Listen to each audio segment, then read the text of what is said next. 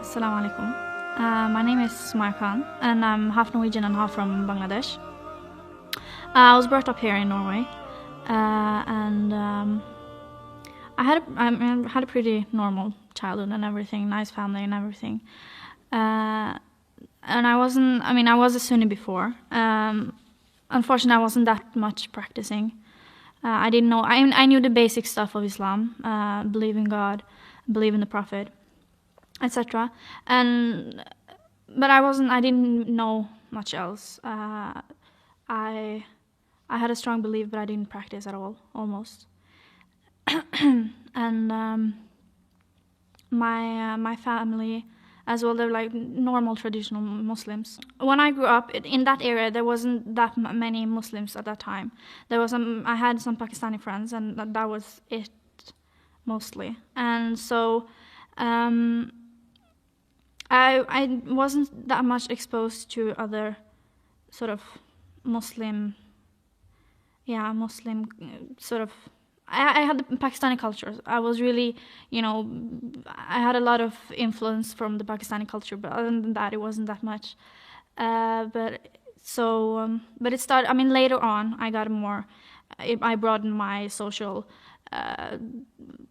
area, and I got a lot more of my Muslim friends. But I didn't feel as a problem. I didn't wear hijab. I think a lot of people didn't look at me as a Muslim, so I didn't have that much of not problems, but it was really easy in the beginning when I was younger, growing up, because I think a lot of people just took me as a normal, teenage girl, and not that much.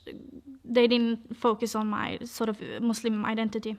I had some problems with my family. I was a bit frustrated teenager, so I had some problems. There were some fights and stuff like that, but I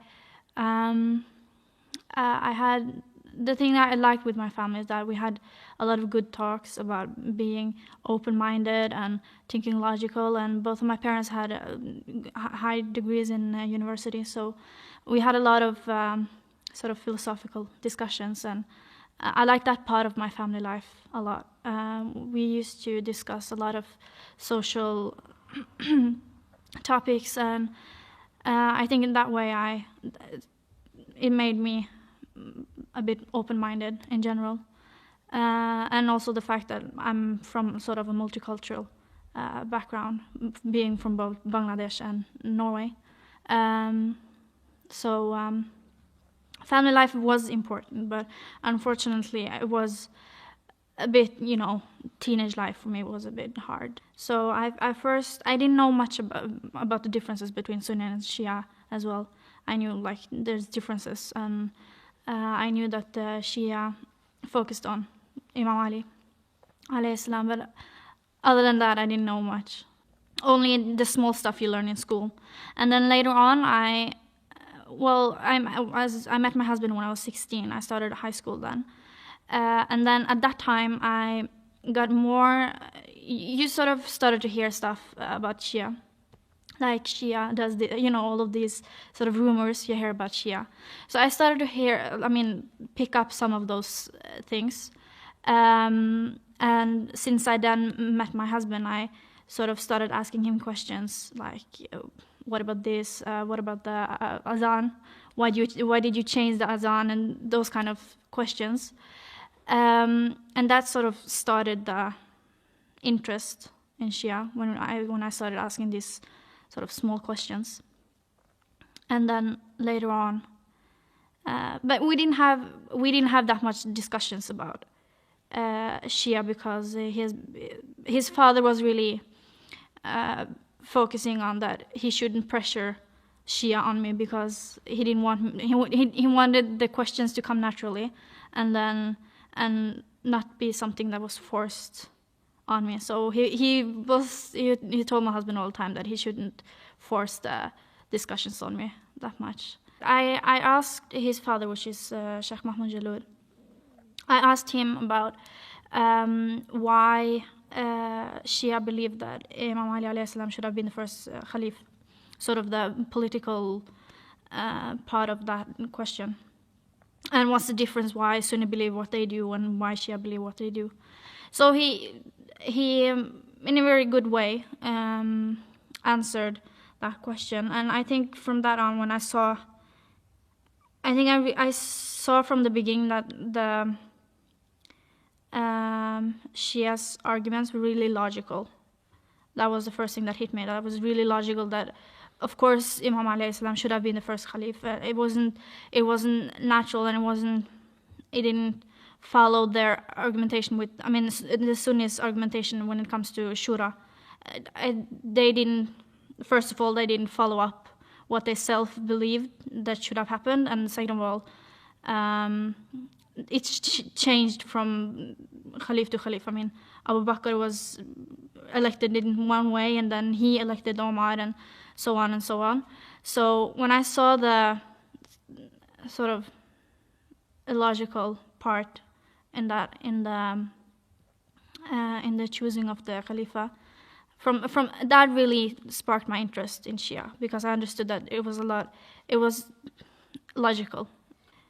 When I saw the difference between my life and how I felt and the way my husband felt. He had a real religious upbringing. I mean, his father is a sheikh. They had a lot of religion in their home, and he was really calm, and he was sure of his identity, and he had a good life and a good relationship with his family, and I think when I saw the contrast from that to my own life at the time, I was really frustrated. I had a lot of I didn't know who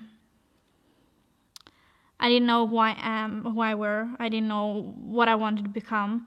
I was really unsure of myself at that time. So when I saw the contrast, I felt that if I was supposed to call myself a Muslim, then I should practice Islam. It's the natural thing to do. If you call yourself something, if you say that you belong to a certain religion, then you should practice that religion. So I think at that time I decided that if I wanted to become a Muslim, then I should. Now, if I wanted to stay a Muslim, then I should practice. And then from that on, I thought that, okay, I should choose between Sunni and Shia, because I should know which of them I have to practice. And then and when I had I had a really, alhamdulillah, good opportunity when it comes to Sheikh, because he had so much knowledge. So I started asking him a lot of questions when it comes to Islam, about hijab, about the Quran, about Allah, Tawheed, all of these things. And later on, the questions about Shia eventually came, because I was more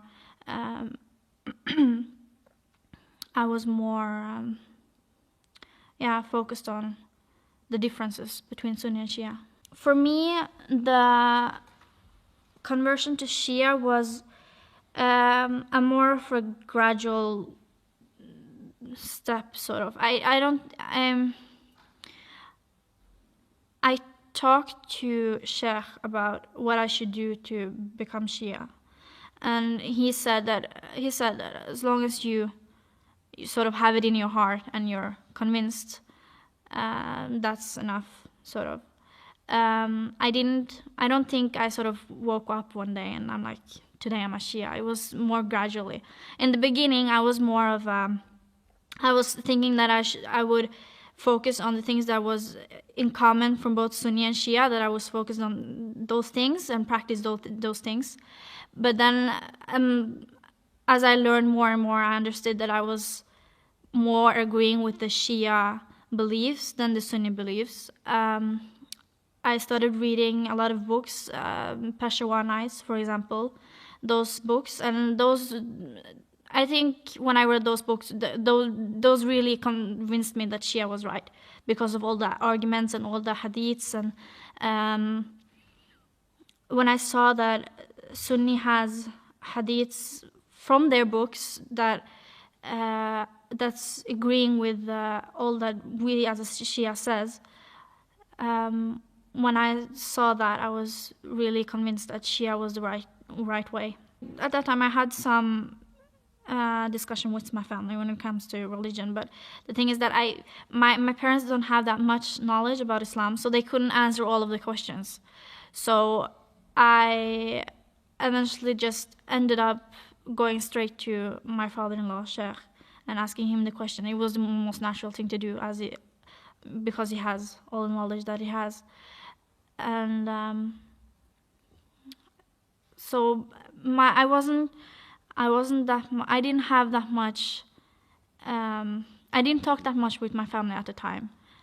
They just knew.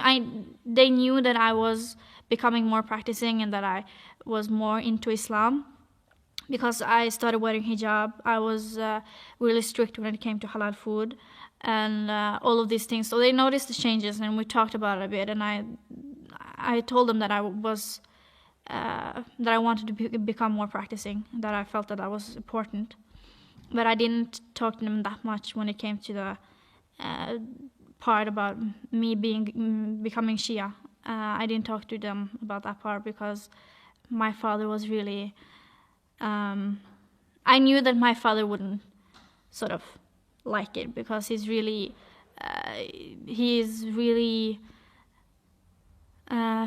for him, the Sunni traditions that he comes from is really important for him. It's sort of the only thing he has left from his family that he left when he came to Norway. So I think it was really important for him that I was a Sunni, and sort of I was practicing his family traditions and staying within his family traditions. So I knew that we talked a bit about Shia, and I could instantly notice that he doesn't have anything against Shia, but he didn't want me becoming Shia. It was really important for him. So he didn't mind my husband being Shia. That was fine with him. But he didn't want me to become Shia, because it was really important for him that I stayed within the family traditions. The conversion for me was a bit difficult. I had a lot of Sunni friends that suddenly they were, telling me that I had gone away from the straight path, and that I would, go to hell, and all of these things. And it was a bit frustrating for me in the beginning, first of all,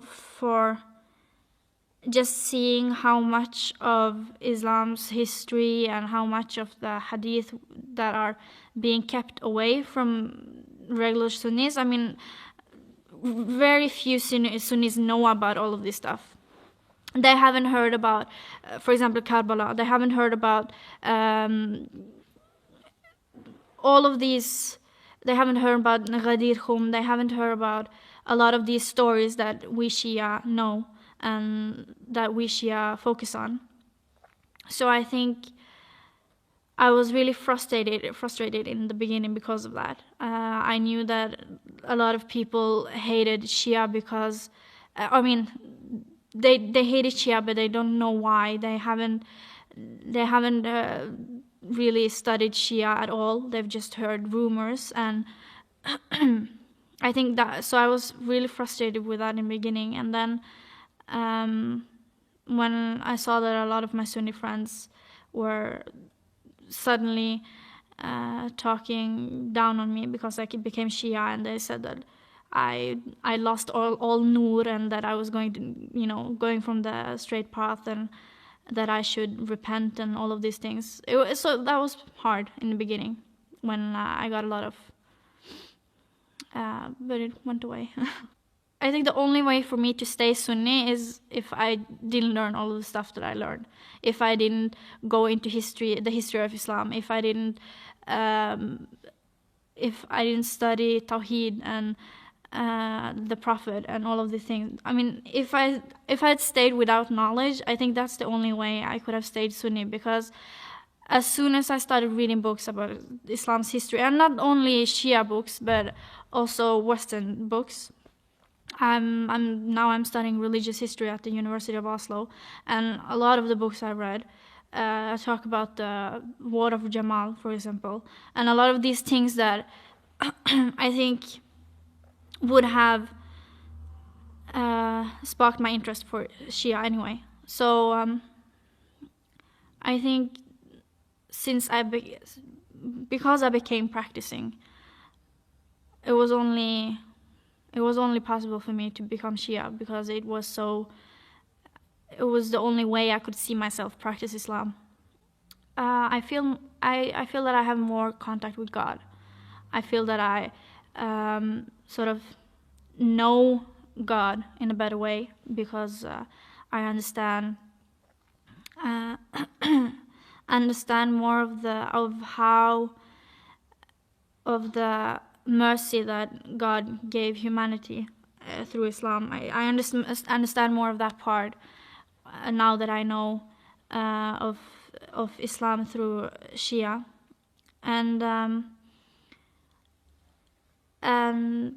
as a Shia, I've become a part of this community, which has, given me a lot of happiness in my life. I've met a lot of friends. All of my friends are from this mosque. My husband, I would never have met my husband. And so I think my life is very much,